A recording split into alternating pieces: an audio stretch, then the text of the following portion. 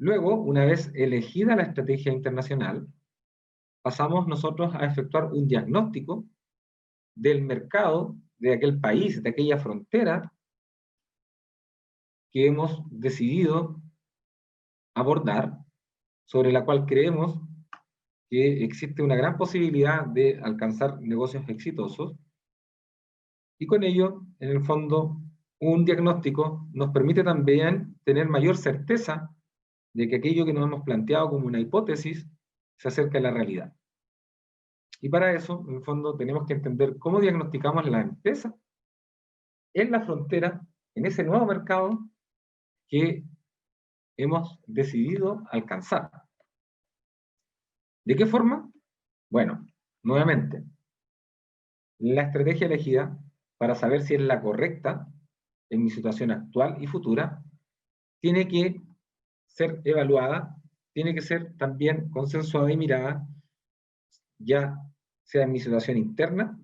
como organización y mirando el mercado en el que vamos a participar, efectuando un match y mirando y revisando nuevamente cuáles son los objetivos organizacionales que nos hemos trazado en el corto, el mediano y largo plazo. ¿Por qué? Porque no debemos olvidar que una estrategia internacional, una estrategia de internacionalización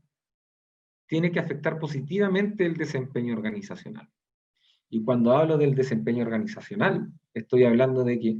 tiene que afectar positivamente en algún momento los números, los resultados de la empresa.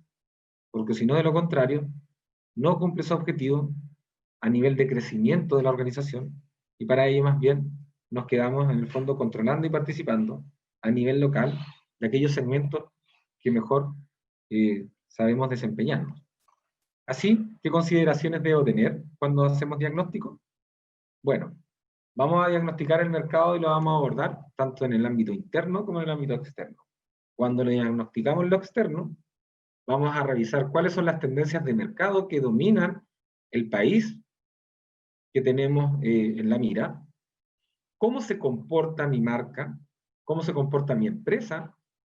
en la industria de ese país, quiénes son los proveedores allá, quiénes son los clientes, quién es mi competencia, cuáles son las marcas sustitutas que nos pueden poner en amenaza, y cuáles son las posibilidades de que nosotros ingresemos como nuevos competidores. Por lo tanto, evaluar qué tan alta o baja son esas barreras. Para ello, un buen análisis PES. Y luego también levantar un análisis Porter que les pueda entregar información a ustedes sobre cuáles son estos factores políticos, socioeconómicos, tecnológicos, culturales, que les otorgue información de cuán riesgoso o no hoy en día se hace presente la incorporación de su empresa en ese mercado, por factores externos que ustedes no puedan controlar. Así, en lo externo, ustedes van a alcanzar con ese levantamiento, van a tener la posibilidad de conocer y de caracterizar los factores más relevantes que determinan cuáles son las oportunidades y las amenazas a las cuales se van a ver enfrentados en ese país, en esa frontera. Luego nos vamos al análisis interno, y ahí nosotros vamos a diagnosticar dónde está mi empresa en el roadmap, en esta cadena de valor ampliada, con los distintos actores que se hacen presentes, ya sea los competidores, distribuidores, consumidores, entes reguladores, asociaciones,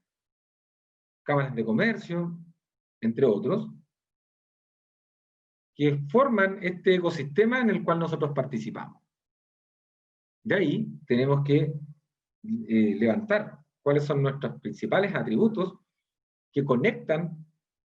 con los atributos valorados de cada uno de estos actores. Sometemos esos atributos a un análisis brío que va a permitir destacar cuáles son las mejores capacidades que nosotros poseemos como organización, y que las podamos convertir en una ventaja competitiva sobre las cuales vamos a utilizar para ingresar y penetrar de buena forma a ese mercado y poder en el fondo llegar de forma disruptiva a conectar con las necesidades de los segmentos elegidos, sin despreciar finalmente la cultura organizacional de mi empresa con la cultura local de esa frontera, de ese país al cual estamos llegando. Y entendiendo que somos nosotros los que nos tenemos que adaptar culturalmente hacia la frontera que deseamos desarrollar, abordar y participar. Así en lo interno vamos a tener posteriormente las fortalezas de mi organización y las debilidades. Y en esto nos vamos a hacer cargo de los más importantes, más aún de las debilidades, para que el día de mañana podamos construir una problemática en esa frontera, levantar una problemática, o definir una oportunidad de negocio, o un desafío que signifique alcanzar la internacionalización, consolidarnos internacionalmente en ese país con la estrategia de internacionalización que hayamos adoptado. De esa forma, si la adopción de esa estrategia implica la fusión, la colaboración, la representación o el solo hecho incluso de franquiciar, enganchar también y transmitir el discurso adaptado, el discurso de mi organización, adaptado a esa realidad local para que aquel que nos está representando nos pueda representar bien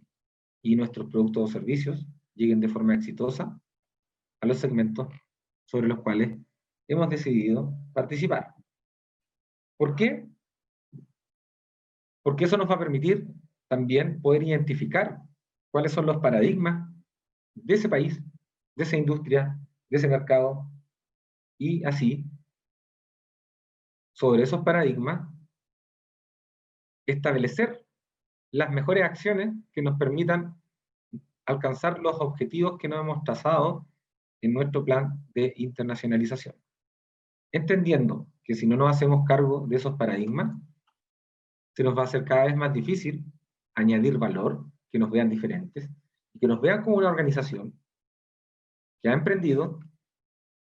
con una nueva forma, con un nuevo modelo y con un nuevo producto o servicio a solucionar necesidades sobre las cuales a lo mejor ningún actor local hasta ese entonces lo logró hacer. De esta forma, no olvidar que cuando nos internacionalizamos, tenemos que también mirar nuestro modelo de negocio, porque todos los mercados son dinámicos y lo que estamos haciendo hoy no necesariamente implica mañana. Y lo que hoy día es exitoso, no sabemos si mañana lo va a ser. Y que incluso lo que es exitoso hoy se puede haber afectado y puede estar en riesgo por un factor externo, que es el caso de lo que le ha ocurrido a Airbnb, que hasta un tiempo atrás su modelo de negocio con la pandemia se ha visto en riesgo. Hoy en día no es así, lo han logrado resolver a través de la apertura a la bolsa, al mercado, pero no obstante, el negocio aún se encuentra en una fase de inestabilidad sobre un negocio que tomó la decisión de expandirse internacionalmente, de internacionalizar sus operaciones rápidamente, basadas también en un modelo de negocio sustentado en tecnología y baja inversión, pero que con un factor externo, hoy en día lo ha dejado inestable, con una capacidad de operación mínima y sobre la cual la organización no estaba preparada y no lo pudo controlar. Y por eso es importante hacer un buen diagnóstico externo, incorporando aquellas variables que no sean controlables por mi organización, para tener también identificadas cuáles pueden ser las posibles soluciones cuando nos ocurran hechos de estas características y tomar decisiones de una forma más racional y no emocional, para que el día de mañana no nos equivoquemos en aquellas decisiones y terminemos afectando a nuestro emprendimiento o a nuestra startup en forma completa.